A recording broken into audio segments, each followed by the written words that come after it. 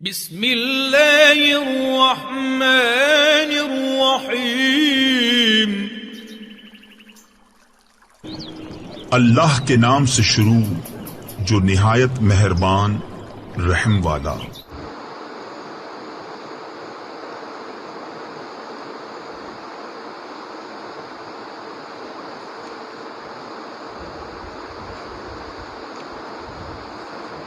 اعوذ باللہ من الشیطان الرجیم، بسم اللہ الرحمن الرحیم۔ وَإِذِ ابْتَلَىٰ إِبْرَاهِيمَ رَبُّهُ بِكَلِمَاتٍ فَأَتَمَّهُنَّ قَالَ إِنِّي جَاعِلُكَ لِلنَّاسِ إِمَامًا قال ومن ذريتي قال لا ينال عهد الظالمين۔ وَإِذِ ابْتَلَىٰ إِبْرَاهِيمَ رَبُّهُ، اور جب آزمایا ابراہیم علیہ السلام کو ان کے پروردگار نے، فَأَتَمَّهُنَّ، پس انہوں نے اس کو پورا کر دیا۔ قال، اللہ تعالیٰ نے فرمایا، انی جاعلک للناس اماما، بے شک میں آپ کو بنانے والا ہوں لوگوں کے لیے پیشوا۔ قال ومن ذریتی، ابراہیم علیہ السلام عرض کرنے لگے کہ میری اولاد میں سے۔ قال لا ینال عہد الظالمین، اللہ تعالیٰ نے فرمایا میرا عہد ظالموں کو نہیں پہنچتا۔ وَإِذِ ابْتَلَىٰ إِبْرَاهِيمَ رَبُّهُ بِكَلِمَاتٍ فَأَتَمَّهُنَّ، سورہ بقرہ کی آیت نمبر 124 ہے۔ ابراہیم علیہ السلام کے امتحانات اور آزمائشوں کے سلسلے میں پہلے امتحان کا ذکر کل کے درس میں ہوا۔ آج اگلی آزمائش اور امتحان، اس کا تذکرہ ابراہیم علیہ السلام کو جب آگ میں ڈالا گیا اور آگ گلے گلزار ہو گئی تو ہونا یہ چاہیے تھا کہ قوم ایمان لیے تھی، لیکن ان کی دشمنی میں مزید اضافہ ہونے لگا۔ انبیاء علیہم السلام کی زندگی میں ایک وقت ایسا بھی آتا ہے کہ یہ ہجرت پر مجبور ہو جاتے ہیں، اور اللہ رب العزت کا حکم ہوتا ہے کہ آپ اپنے وطن مالوف اس کو چھوڑ کر کسی دوسری جگہ جا کر قیام پذیر ہو جائیں۔ ہجرت یہ بڑا مشکل ترین کام ہے۔ جہاں انسان نے زندگی خصوصاً بچپن گزارا ہو، جہاں کا جم پل ہو، وہ ساری زندگی انسان بھول نہیں سکتا۔ وہ گلیاں، وہ راستے، وہ معاملات، وہ کوئی نہیں بھول سکتا۔ ہم نے انڈیا سے آنے والے مہاجرین کی کہانیاں سنی ہیں، اور جب 60-70 سال کے بعد بھی جب وہ کہانی سناتے تھے وہ بزرگ تو ان کی آنکھوں میں آنسو ہوتے تھے۔ اللہ نے ہر نعمت سے یہاں نوازا، لیکن وہ انسان بھول نہیں سکتا۔ مدینہ منورہ میں جب رسول اللہ مبارک کے سامنے مکے کا ذکر ہوتا تھا صحابہ تڑپ اٹھتے تھے۔ مکہ تو پھر مکہ تھا۔ تو ابراہیم علیہ السلام کو اللہ تبارک و تعالیٰ کا حکم ہوا کہ اب آپ اپنا وطن مالوف جو بغداد سے 70 میل کے فاصلے پر تھا، وہاں سے آپ براستہ مصر، شام، فلسطین چلے جائیں۔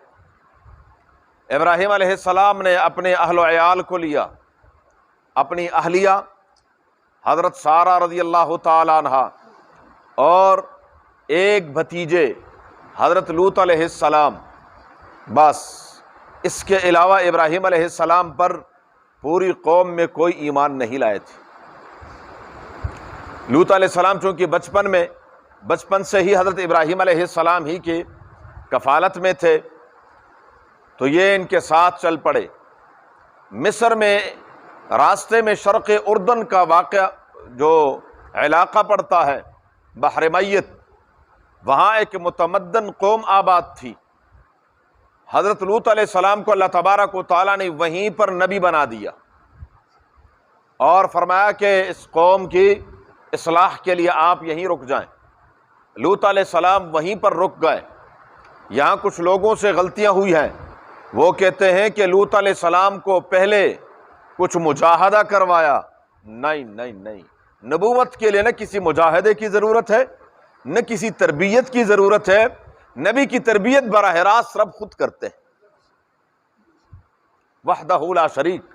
پہلے سے اللہ تبارک و تعالیٰ کے علم میں یہ طے تھا کہ لوط علیہ السلام کو اللہ تعالیٰ نے نبی بنانا تھا، تو لوط علیہ السلام راستے ہی میں رک گئے شرق اردن کے علاقے میں اور وہیں پر ٹھہر گئے۔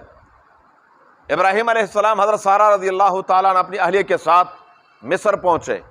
مصر کا بادشاہ، اس کے اخلاق ٹھیک نہیں تھے، اور وہاں صورتحال یہ تھی کہ جب اگر کوئی شخص یہ کہہ دیتا کہ یہ میاں بیوی ہیں تو پھر وہ اس کی بیوی کو برائی کے بغیر نہیں چھوڑتا تھا۔ اس لیے ابراہیم علیہ السلام نے جو ذو معنی الفاظ فرمائے ہیں، ایک تو کل گزر گیا، میں نے عرض کیا تھا کہ جب بتوں کو توڑنے کے بعد قوم نے ان کو سامنے لائے تو کہا ان بتوں کے ساتھ یہ کس نے کیا؟ تو فرمایا بل فعل، کیا جس نے کیا، کبیرہم ھذا، بڑا یہ ہے، اس سے پوچھ لو، اپنا نہیں بتا کہ میں نے کیا، یہ زمانہ لفظ۔ ایسے ہی یہاں پر بھی جب پوچھا کہ یہ آپ کی کیا ہیں، فرمایا میری بہن ہے، اور اس میں کوئی شک نہیں کہ دینی بہن تھی حضرت ابراہیم علیہ السلام کی۔ ہم سب دینی، انما المؤمنون اخوۃ، ہم سب کیا ہیں؟ بھائی ہیں، دینی بھائی ہیں۔ تو یہ دینی بہن تھی، لیکن بہرحال بعض روایت میں یہ بھی ہے کہ جب وہ بادشاہ قریب ہونے لگا تو وہ شل ہو گیا۔ جب شل ہوا تو رونے لگا کہ خدا کے لیے میرے لیے دعا کریں کہ اللہ تعالیٰ مجھے ٹھیک کر دے، بس میں یہ ارادہ نہیں کروں گا۔ خیر، حضرت سارہ رضی اللہ تعالیٰ عنہ نے اللہ تعالیٰ سے دعا کی، وہ ٹھیک ہو گیا، اور پھر اس نے ان کو ایک خادمہ دی، حضرت ہاجرہ رضی اللہ تعالی عنہ، جو کہ اس وقت لونڈی تھی لیکن حقیقت میں شہزادی تھی۔ ہاجرہ رضی اللہ تعالی عنہ، پرانے زمانے میں جب لڑائیاں ہوتی تھی تو لڑائیوں میں جو ایک طرف سے فوجیں، بادشاہ دوسروں پر قابض ہو جاتے تھے، غلبہ پا لیتے تھے، تو وہاں کے تمام لوگوں کو، تو اس میں بادشاہ کی بہنیں، ان کی بیٹیاں، یہ بھی ان کے پاس قیدی بن کر آ جاتے تھے۔ تو یہ ایک بادشاہ کی بیٹی تھی، شہزادی تھی، اور اس مصر کے بادشاہ نے اس کو لونڈی بنایا تھا، لیکن جب حضرت سارہ رضی اللہ تعالی عنہا کا وہ کرامت ان کی دیکھی تو انہوں نے وہ پیش کر دی کہ یہ آپ کی خادمہ ہے اور خدمت کے طور پر ان کو لے لیں۔ یہ ایک اور آزمائش تھی۔ وہاں سے حضرت ابراہیم علیہ السلام حضرت سارہ اور ہاجرہ کو لے کر فلسطین پہنچے۔ یہاں حضرت سارہ رضی اللہ تعالی عنہا نے حضرت ہاجرہ رضی اللہ تعالی عنہا حضرت ابراہیم علیہ السلام کو دے دی، اور ابراہیم علیہ السلام نے حضرت ہاجرہ رضی اللہ تعالی عنہا کے ساتھ نکاح کر لی۔ نکاح ہوا، یہاں سے ایک تیسری آزمائش شروع ہو گئی۔ ہم لوگ کہتے ہیں نا کہ اوہو میرے ساتھ کیا ہو گیا، خلیل اللہ ہے، حالات دیکھیں۔ آزمائش یہ شروع ہوئی، رب العالمین نے فرمایا کہ میرے خلیل اپنے اس بیوی کو لے کر جو جگہ ہمارے علم میں ہے وہاں چلے جائیں۔ جبریل امین آئے اور فرمایا چلیے۔ حضرت ہاجرہ کو اللہ تعالیٰ نے سال بعد حضرت ہاجرہ کو بیٹا دے دیا تھا، فرمایا اس بچے کو حضرت ہاجرہ کو لے کر جہاں ہمارا حکم ہوگا وہاں آباد ہو جائے۔ لیا، روایت میں آتا ہے راستے میں جہاں کہیں کوئی سبزہ، کوئی پانی، کوئی ایسی جگہ آتی تھی، ابراہیم علیہ السلام فرماتے یہ جگہ، جبریل علیہ السلام فرماتے نہیں یہ نہیں ہے، ابھی آگے ہے۔ آئے ایک لق دق، ایک چٹیل میدان، جہاں کوئی سبزہ نہیں، کوئی درخت نہیں، کوئی حیات اور زندگی کے آثار نہیں۔ وہاں پر اللہ نے حکم دیا کہ یہ آپ کے ٹھہرنے کی جگہ ہے، جس کو مستقبل میں پروردگار عالم نے دنیا کا مرکز بنانا تھا اور قبلہ اور کعبہ بنانا تھا۔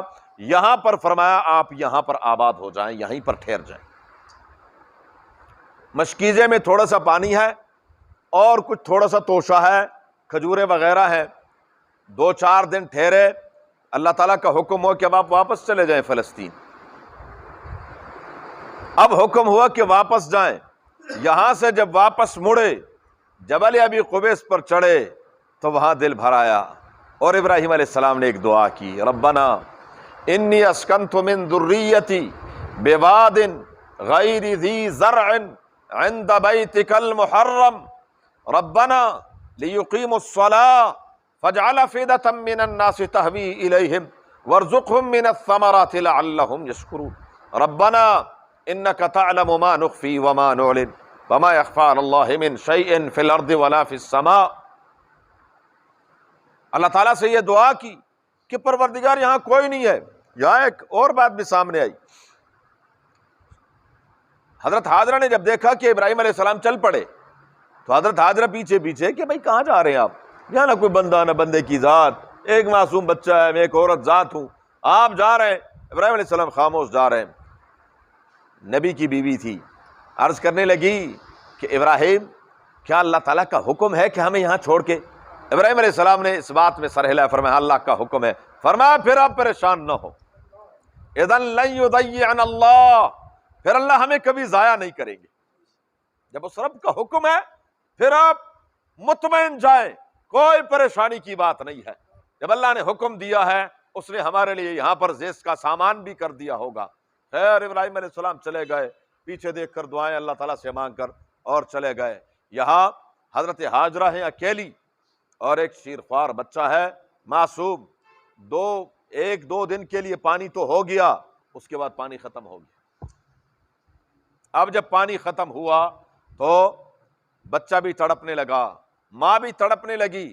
دیکھا ذرا ایک اونچائی پر 2 ڈھیریاں ہیں، اس ایک ڈھیری پر چڑھی، دیکھا کہ میں دیکھوں دائیں بائیں کوئی بندہ ہو، کوئی لوگ ہو، کسی کو دیکھ لوں، کہیں پانی نظر آ جائے، کچھ نظر آ جائے۔ ادھر گئی، ادھر کچھ نہیں نظر آیا۔ وہاں سے سامنے ایک اور ڈھیری ہے مروا کی، وہاں مروا کی طرف گئی، راستے میں درمیان میں ڈھلان ہے۔ اللہ ہمیں بار بار وہاں کی زیارت نصیب فرمائے۔ اس ڈھلان میں جب آئی تو یہاں سے بچہ نظر نہیں آ رہا تھا، ماں ہے، ماں کا مامتا تھا، ادھر ادھر بھی دیکھ رہی ہے، بچے کو بھی دیکھ رہی ہے۔ ڈھلان میں آئی تو بچہ نظر نہیں آیا تو دوڑی، جب تھوڑی سی اونچائی پر آئی دیکھا بچہ نظر آ رہا ہے، چڑھتے چڑھتے مروا پر گئی، 7 چکر لگائے۔ رسول اللہ مبارک فرماتی ہیں اگر میری اماں حضرت حاجرہ 8واں چکر لگاتی، مکے کے ذرے ذرے سے پانی ابل پڑتا۔ ابھی 7واں چکر پورا کیا کہ دیکھا وہاں کچھ حضرت اسماعیل علیہ السلام جو شیرخوار بچے ہیں، انہوں نے وہاں کچھ پانی نظر آ رہا ہے، آئی اور پھر اس پانی کو روک دیا۔ حضور فرماتے ہیں اگر اماں روکتی نا، یہ پوری دنیا کو سیراب کر دیتا۔ ساری دنیا کا پانی ختم ہو سکتا ہے، زمزم ختم نہیں ہو سکتا۔ خدا کی قسم دنیا کے کسی چشمے سے اتنا پانی استعمال نہیں ہوتا جتنا زمزم استعمال ہوتا ہے، لیکن آج تک کسی نے نہیں کہا کہ جی پانی میں کمی آ گئی ہے، پانی کا لیول نیچے چلا گیا ہے، نہیں دنیا۔ لیکن اللہ کی ایک عجیب شان بھی ہے، یہ بھی میں آپ کو ایک عجیب بات بتاؤں۔ ساتھ ہی محل ہے مروا کے ساتھ، دیکھیں تو وہاں پر محل ہے۔ انجینئروں نے بتایا ہے کہ وہاں وہ تو ماشاءاللہ شاہ ہے نا، شاہ تو پھر شاہ ہوتے ہیں، بادشاہ ہے، تو انہوں نے بڑی کوشش کی کہ وہاں تک ہم پائپ کے ذریعے پانی پہنچائیں، پر پہنچا نہیں ہے، پائپ نہیں گیا۔ کینوں میں اس میں لے کے جاتے ہیں، وہ تو مدینہ منورہ میں بھی بے تحاشا پانی آپ کو مسجد حرم میں، مسجد نبوی میں ملتا ہے، لیکن کیا ہے پائپ کے ذریعے پہنچانے کی کوشش کی، وہاں پانی نہیں گیا۔ بہرحال یہ زمزم کا معنی یہ ہے جب آئی تو پانی کو جیسے روکتے ہیں، اس کا روک لگاتے ہیں ریت کا اور اس کا، تو زم رک ٹھہر، اور بس یہ رک کہنا تھا کہ وہ پانی وہیں پر رک گیا۔ یہاں پر پھر دیکھا کہ جب اندازہ یہ ہوتا ہے کہ پانی کو اگر کبھی صحراؤں میں سفر کرنا ہو تو پتہ اس سے چلتا ہے کہ جہاں پر پرندے اٹھتے بیٹھتے ہوں تو یہ اندازہ ہوتا ہے کہ یہاں پانی ہے۔ اور پھر یہاں قبیلے بنو جرہم آئے، اور قبیلے بنو جرہم نے جب دیکھا تو پانی، پرانے زمانے کی باتیں، آج کل تو نہیں ہے، جہاں مرضی آپ بور کر لیں اور اپنے لیے پانی نکال لیں، یہ دریاؤں کے کنارے شہر آباد آپ کو نظر آئیں گے۔ لاہور بھی کیا ہے؟ دریا کے کنارے، راوی کے کنارے یہ شہر آباد۔ دریا ہوگا، کہیں چشمہ ہوگا، ندی نالا ہوگا، تو وہاں پر شہر آباد ہوتے تھے۔ یہاں جب قبیلے بنو جرہم آئے، انہوں نے دیکھا کہ پانی ہے، وہیں پر آباد ہو گئے، پانی کے ساتھ آباد ہو گئے۔ وہاں کچھ ان کے معاہدات بھی ہوئے۔ بہرحال ابراہیم علیہ السلام کا آنا جانا رہتا تھا، اور یہیں پر پھر حضرت اسماعیل علیہ السلام کی شادی بھی اسی قبیلے بنو جرہم میں ہوئی ہے۔ لیکن اس سے پہلے ایک اور آزمائش آئی ابراہیم علیہ السلام پر، اس کا ذکر انشاءاللہ اللہم صلی اللہ علیہ وسلم کما صلیت علی ابراہیم وعلی آل ابراہیم انک حمید مجید، اللہم بارک علی محمد وعلی آل محمد کما بارکت علی ابراہیم وعلی آل ابراہیم، اللہم ارحمنا بالقرآن العظیم، اللہم ارحمنا بالقرآن العظیم، اللہم ارحمنا بالقرآن العظیم واجعلہ لنا اماما ونورا وہدی ورحمتا یا رب العالمین، اللہم ذکرنا منہ ما نسینا وعلمنا منہ ما جہلنا وارزقنا تلاوتہ آناء اللیل واطراف النہار واجعلہ لنا حجتا یا رب العالمین، اللہم نور قلوبنا بالقرآن وزین اخلاقنا بالقرآن ونجنا من النار بالقرآن وادخلنا الجنة بالقرآن، اللہم حصل مرادنا ویسر امورنا، اللہم حصل مرادنا ویسر امورنا، اللہم حصل مرادنا ویسر امورنا بجاہ حبیبک المصطفیٰ ونبیک المرتضی صلی اللہ علیہ وآلہ واصحابہ اجمعین برحمتک، جزاکم اللہ۔